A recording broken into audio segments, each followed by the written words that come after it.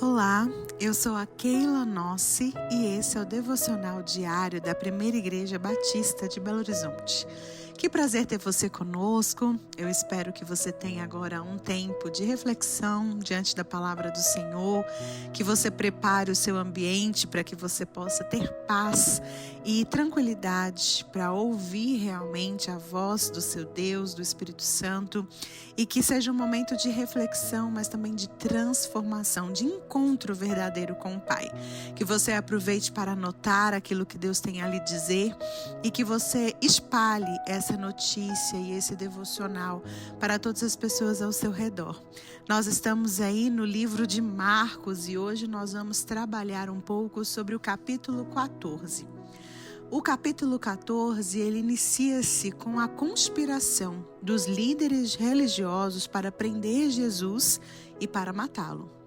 Nós também temos ali a entrega de uma mulher que ela unge Jesus com um perfume caríssimo, equivalente ali a 1 ano do seu trabalho.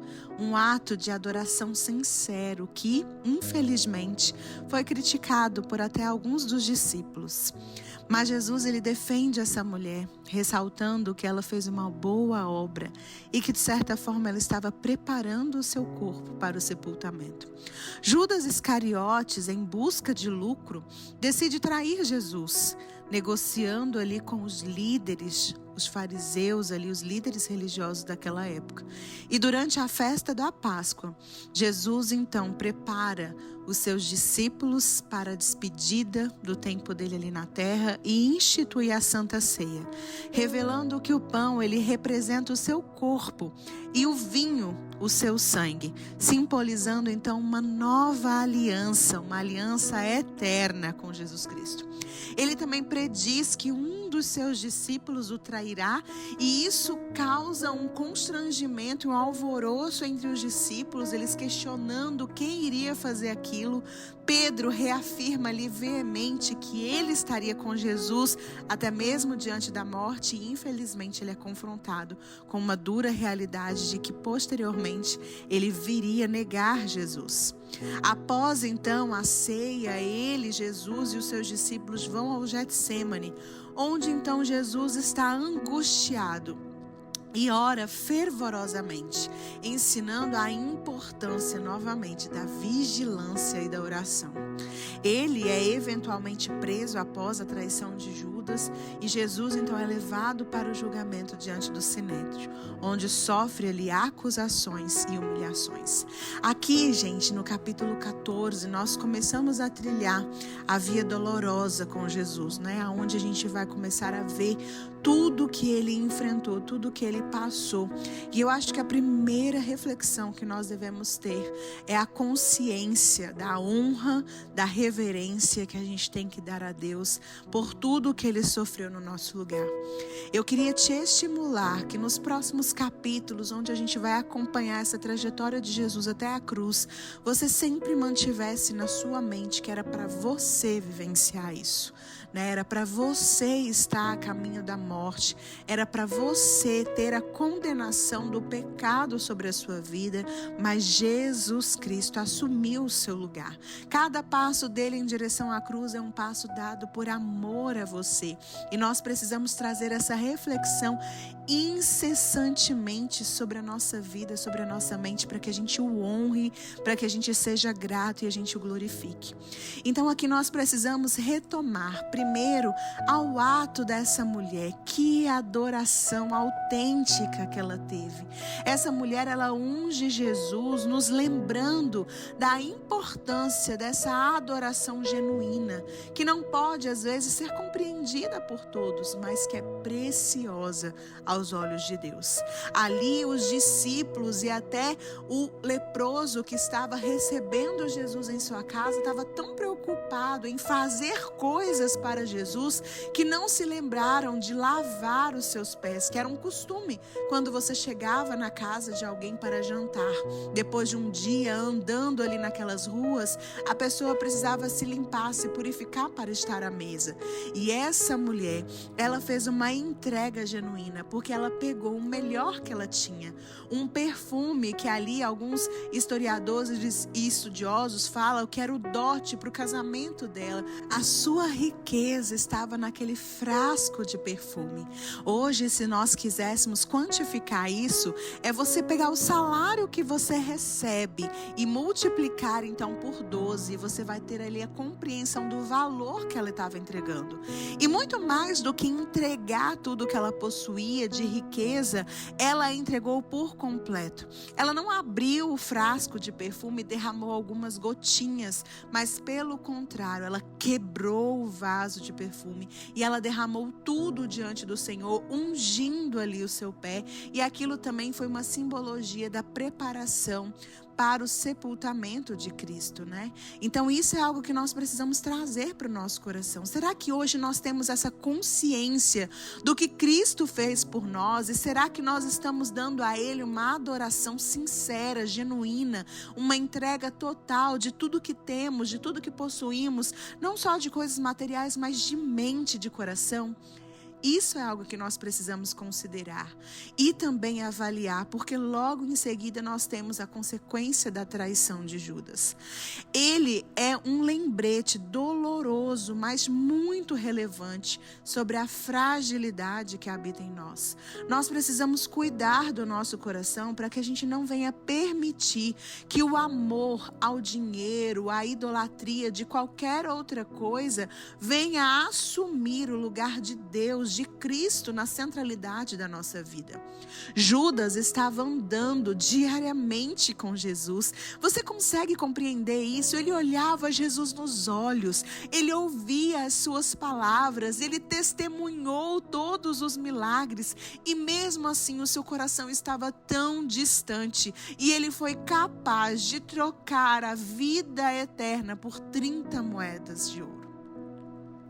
Às vezes a gente julga Judas, mas muitas vezes nós estamos na igreja, nós lemos a Bíblia, nós até abrimos a nossa boca em louvor e adoração, em oração, mas o nosso coração permanece tão distante, porque estamos distraídos com a idolatria do nosso próprio eu, a idolatria do prazer, a idolatria do consumismo e tantas outras coisas que nós estamos trazendo como centralidade da nossa vida, e muitas vezes nós não julgamos o nosso coração.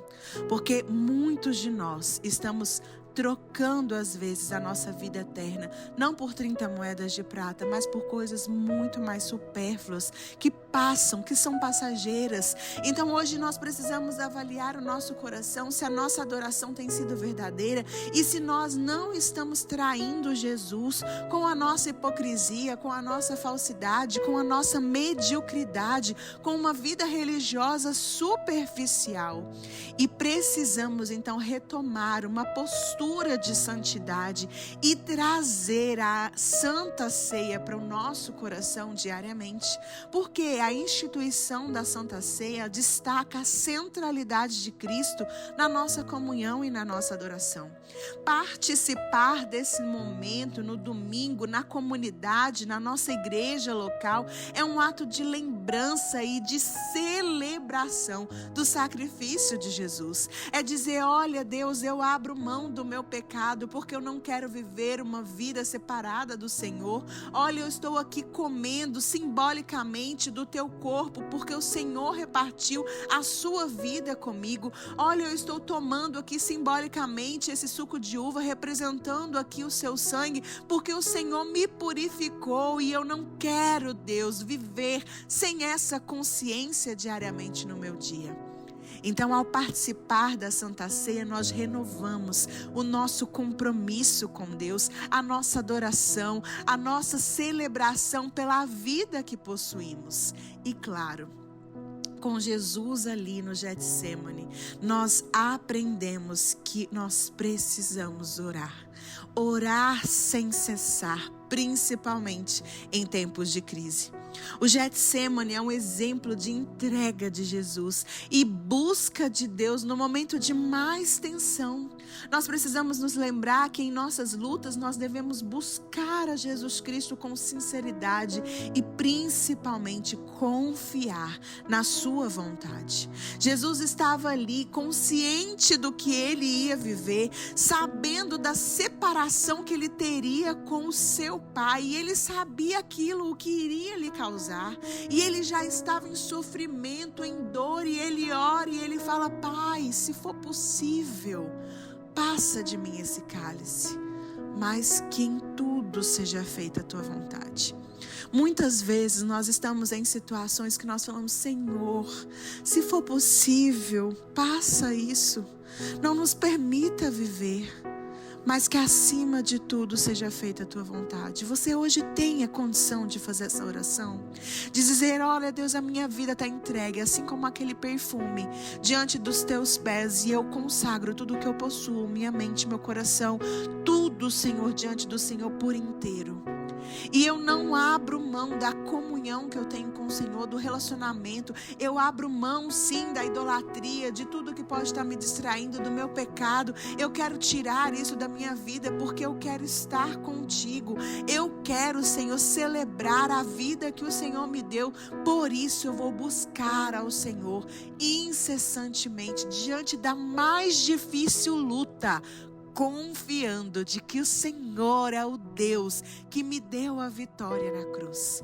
Querido, se você pode fazer isso, erga a sua voz nesse momento, dobre os seus joelhos e celebre ao Senhor a vida que Ele te deu. Agradeça com o coração aí em adoração verdadeira tudo o que Ele derramou sobre você e reafirme o seu compromisso de estar com Ele e de viver uma vida para Ele. Que Deus te conduza nesse momento, que você dedique mais alguns instantes na presença do Senhor, que você se derrame e que você escute a voz do seu Deus te potencializando para que você permaneça firme, assim como Jesus foi até a cruz, para que você receba a sua coroa um dia na face do nosso Deus.